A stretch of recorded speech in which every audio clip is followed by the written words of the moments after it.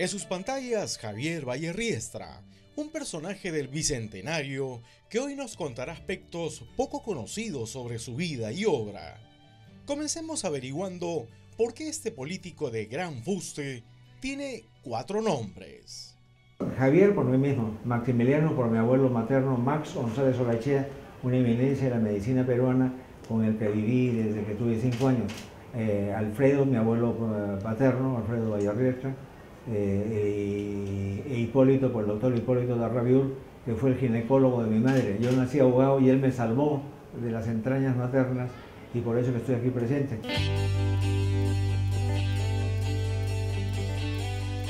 Cuenta nuestro entrevistado que su infancia transcurrió entre la casa de sus padres y la de sus abuelos, cansado de las rencillas que a menudo tenían sus padres.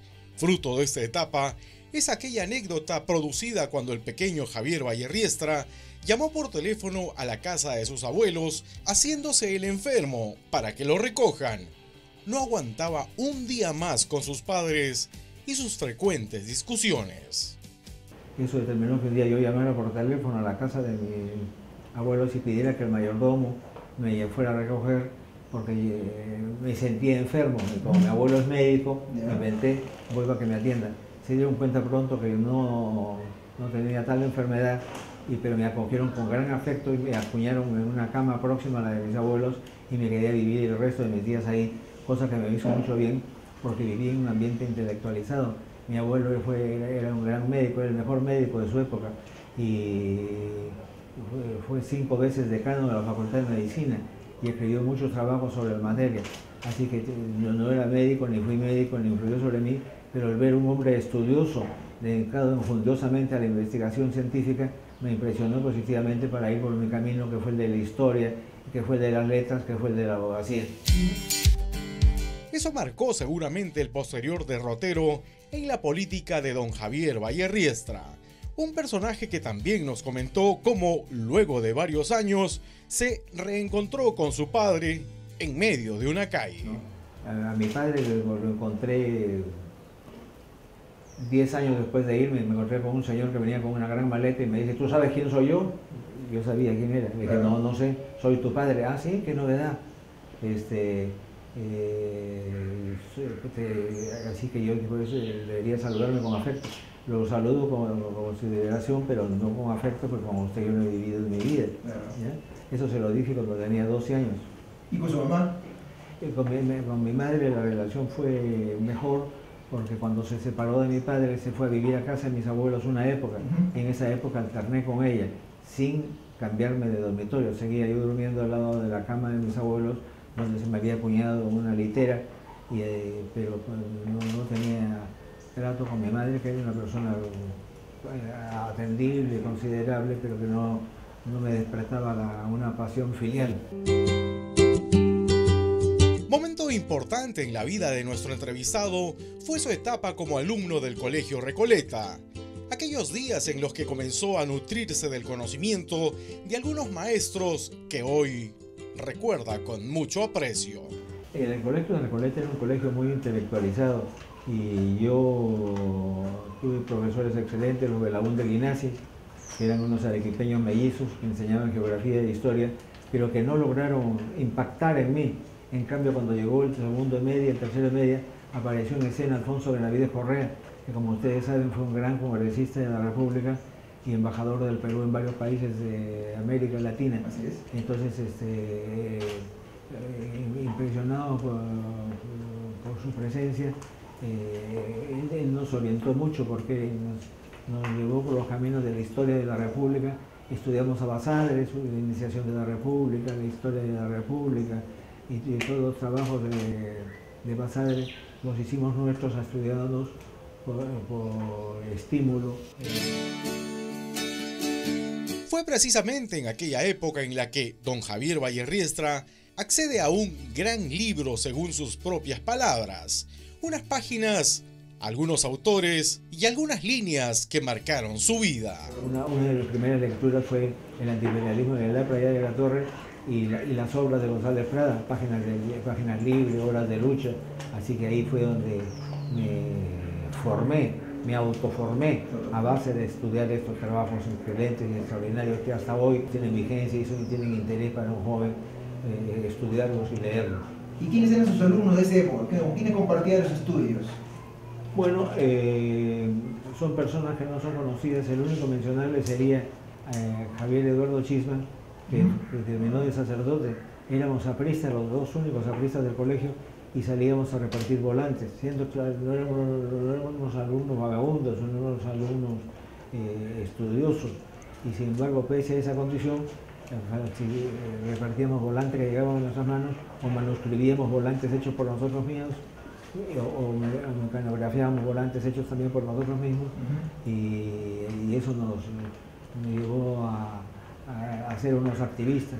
Volvió el APRA a la legalidad, nosotros ingresamos a la universidad y este tema pasó a segundo plano. Yo ingresé a la universidad y Eduardo Chisman entró a un seminario en el que vivió hasta hace 3 años, en que murió repentinamente, pero que era un hombre de gran talento. Siendo un sacerdote católico, un sacerdote ortodoxo, creía en la democracia, creía en el APRA y luchó por defender los fueros y los derechos del partido. Una entrevista sin duda muy interesante y repleta de anécdotas. Nuestro entrevistado también se refirió a sus días en la universidad, el arte de una entretenida oratoria que siempre lo ha acompañado y sus primeros pasos en la política.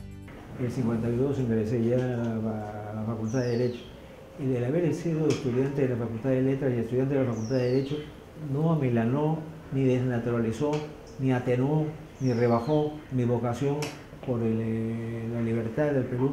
Era un liberal, y en tal virtud admiraba a González Prada y admiraba a La Torre, que son los grandes maestros de las rectificaciones que debe tener el Perú para ser un país democrático y ser un país sin oligarquías y sin plutocracia. Todo eso lo aprendimos ahí. ¿Y qué rol tuvo el maestro José Agustín de la Puente de Cantamo? José Agustín de la Puente de Cantamo es un hombre eminente, un hombre aristocrático, un hombre de gran fortuna, dueño de la hacienda Orbea. Él organizó un seminario en el Instituto Río Abuelo que se llamaba un Semanario de Peronalidad. Y ahí estudiamos muchos textos de la historia de la República, y estudiábamos a Basade, y estudiábamos a Ribabuelo, etcétera, etcétera. Entonces él desde ahí influyó mucho sobre nosotros para las inquietudes intelectuales y para la formación que debíamos tener como aprendices de historiadores. Tendencias oratorias siempre tuve. Cuando era niño de 7 o 8 años daba discursos en el patio de mi casa a los empleados, incitándolos a la subversión, pese a que mi hogar era un hogar conservador y que mis abuelos eran unas personas rectísimas. Iba yo y alteraba el orden con los discursos, y hasta que mis abuelos propusieron la menos férrea y los discursos cesaron, pero no mi pensamiento de agitador social, de agitador que pretende que las cosas cambien para que el Perú sea mejor. Sin embargo, el momento más emblemático para Bayerriestra es el referido a su encuentro con Víctor Raúl Haya de la Torre. Él estuvo asilado en la Embajada de Colombia desde el año 49 hasta el año 54. En 54 salió al exilio y no volvió al Perú hasta el año 56. Cuando volvió el año 56 me llevaron al partido. ¿Quién lo llevó? Jorge Iriaque, el secretario de Haya, me llevó al partido y me dijo: jefe, aquí está Bayerriestra, ¿quién le ha hablado? ¿Y por qué lo llevó Jorge Iriaque?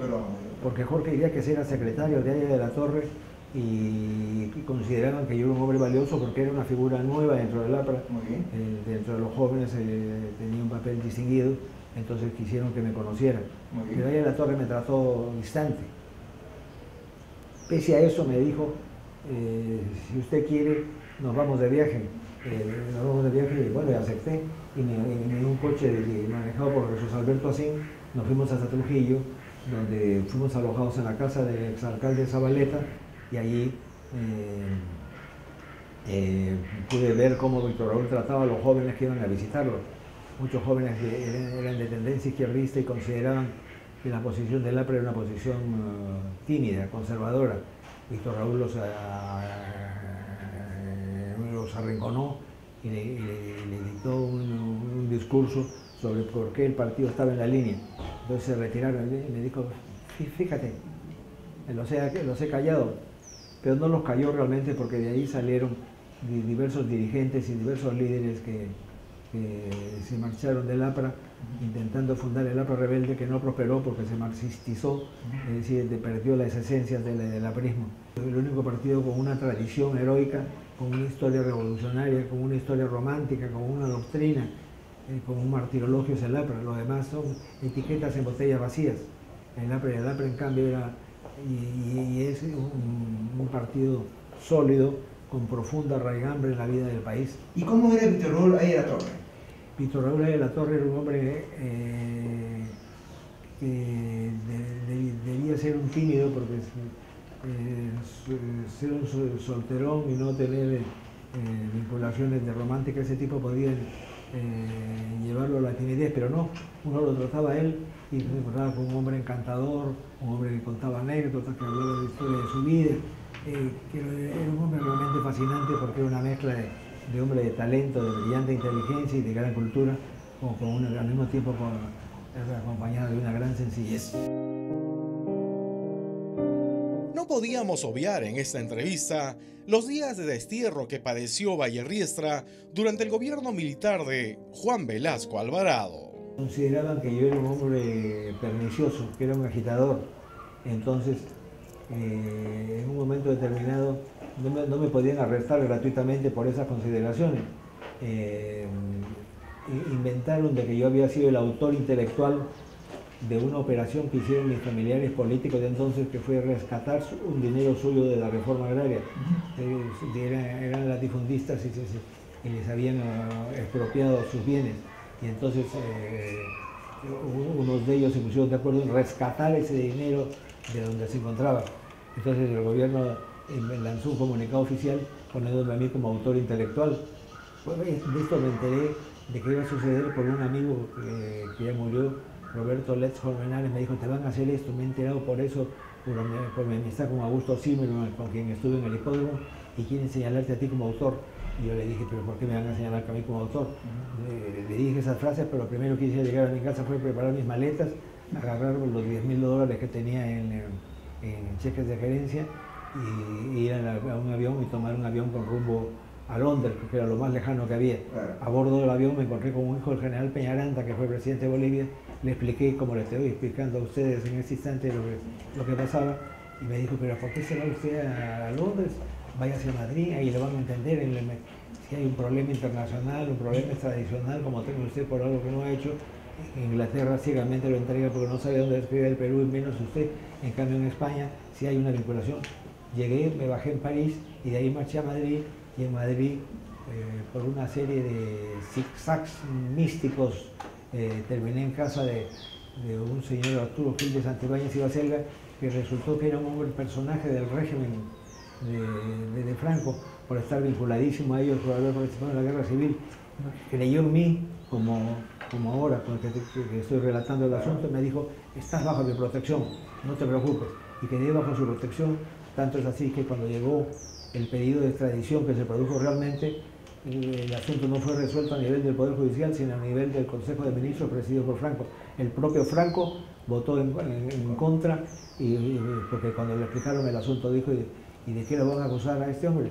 De asesinato. No lo quieren acusar de ser el artífice de un complot contra la reforma agraria peruana. Pues eso no puede ser. Y entonces cuando llegó la petición a la sede del Consejo despachado por Franco, gané. Don Javier Vallerriestra también nos comentó sobre lo que él considera el mejor momento de su vida política. Efectivamente, en la Asamblea Constituyente del año 78-79, en que se construyó la Carta de ese año, la Carta Constitucional de 1979, fue el papel más importante y más fecundo jurídicamente que tuve a lo largo de toda mi existencia política. Más que cuando fui diputado, más que cuando fui senador, que ahí uno se dedica a pelear, pero no a construir. En cambio, como constituyente, logré introducir instituciones nuevas en la Constitución que hasta hoy se mantienen. Por ejemplo, el Tribunal de Garantías Constitucionales. Me costó explicar que el Tribunal de Garantías Constitucionales era un ente que podía declarar inconstitucional como contra desafuero decisiones del Poder Judicial y que tutelar los amparos y los habeas corpus rechazados. Introduje la jurisdicción supranacional, es decir, que agotada la vía interna en el Perú, uno podría recurrir a la OEA o al Pacto de San José para reclamar derechos. Entonces eso fue una labor realmente fecunda y muy importante que ha durado hasta hoy. Han cambiado la Constitución del 79, entrado en el 93, en el 93 ha sufrido desnaturalizaciones dentro de su propia desnaturalización y sin embargo ahí están esas conquistas. El Tribunal de Garantías Constitucionales, el Pacto de San José, la jurisdicción supranacional. Nuestro invitado se remontó también más de 2 décadas en el pasado y se refirió al momento en el que aceptó ser presidente del Consejo de Ministros durante el gobierno de Alberto Fujimori. Pasados los años de esto, que ya son como 20, reflexiono y digo, fue un acierto. ¿Acierto? Sí, porque expuse mi nombre al aceptar ese cargo, pero pese a que Fujimori me llamó y me dijo, quiero que sea usted primer ministro, le había gustado porque yo me había desempeñado justamente con Francisco Belaúnde Terry, habíamos ido en gira por Italia, por Austria, por Alemania, luchando por los derechos del Perú contra el Ecuador. Me dijo, quiero que sea usted primer ministro. No, ¿cómo voy a ser primer ministro? No puedo aceptar, le dije yo. No, yo mañana lo llamo para ver qué piensa usted. Al día siguiente me llamó y le acepté a medias. Me llamó a Palacio de Gobierno, me dijo, lo nombro primer ministro. Entré en vacilaciones, incluso el mismo día en que debía juramentar, lo llamé y le dije, no puedo aceptar. No, ¿cómo no va a hacer eso? Es una barbaridad. Venga, jure y renuncie. Entonces fui, juré pero juré y mantuve mi posición. No fue una posición servil ante Fujimori, no fue una posición laudatoria ante Fujimori, no pedí su reelección, me declaré enemigo de la reelección presidencial inmediata y entonces a base de eso me hice un cartel político que lo mantuve en el propio Congreso cuando fui a jurar mi cargo como primer ministro. Mantuve estas teorías en medio del desconcierto de la oposición que no sabían cómo un hombre que era primer ministro de Fujimori mantenía la misma tesis que ellos. Claro. Usted estuvo en el primerato 45 días. Estuve 45 días, de los cuales 15 estuve afuera porque me fui a Europa. Y en esos 30 días, ese diálogo con Fujimori, ¿cómo fue? Esos 30 días con Fujimori al principio fueron muy cordiales, porque él esperaba que yo en algún momento cediese y me volviese un colaborador de verdad, pero cuando comprobó que yo no colaboraba, entró en una posición de dureza y de antipatía, que precipitó mi renuncia. Había entrado yo a fines de agosto y a fines de junio, y a comienzos de agosto presenté mi renuncia irrevocable diciendo, entre el puesto y mis ideas me quedo con mis ideas. Lúcido y con un estado físico envidiable, la pregunta se cae de madura. ¿Cuál es el secreto para una existencia tan bien cuidada? Mi secreto para estar tan lúcido y tan fuerte es simplemente no tener costumbres de viejo. Por lo tanto, yo me acuesto temprano, hago mis ejercicios matutinos. ¿A qué horas? Me acuesto a las 7:30 y me despierto a las 4:30, donde me voy con el conductor del vehículo, Julio González, a manejar la bicicleta, y durante 25 minutos y a nadar 15 minutos. Antes usted platicaba que más tiempo, ¿no? Así que yo nunca he sido adicto a los vicios, siempre he sido un hombre virtuoso, aunque esto sea una cosa presuntuosa decirlo. ¿Y esa práctica de deporte es todos los días? Todos los días, porque si se hace un día sí y un día no, pues se pierde la majestad del ejercicio. No fumo hace 60 años. Hace 60 años que no enciendo un cigarrillo y 50 que no tomo una gota de alcohol. Sin duda, todo un ejemplo a seguir. Sin embargo, algún pecado debe haber cometido, ¿no? Todos los que tenía me los he confesado en la iglesia y me los he absuelto, así que ya no los tengo. Es momento de poner fin a esta interesante entrevista, no sin antes preguntarle a nuestro invitado ¿Cuál es su perspectiva sobre el bicentenario y cómo ve al Perú llegar a esta importante fecha? Tenemos que llegar al bicentenario con un país estructurado sólidamente desde el punto de vista constitucional, que no lo está. Tenemos que pasar por una asamblea constituyente o por un proceso constituyente en el que se refabrique la constitucionalidad del Perú para poder tener una constitución que se adapte, que se ayunte con la futura constitucionalidad latinoamericana, porque América Latina va a unirse, no lo veremos nosotros ni sus hijos, desde el sur del Río Grande hasta la Patagonia, y entonces el Perú debe ser el precursor de esa posición, creando las condiciones nacionales para permitir el ensamble con las demás constituciones de América Latina. Lo imagino como una democracia más sólida y con un gobierno en el que tenga una constitucionalidad renovada, revolucionaria, progresista, antiimperial, pero al mismo tiempo sensata y cuerda.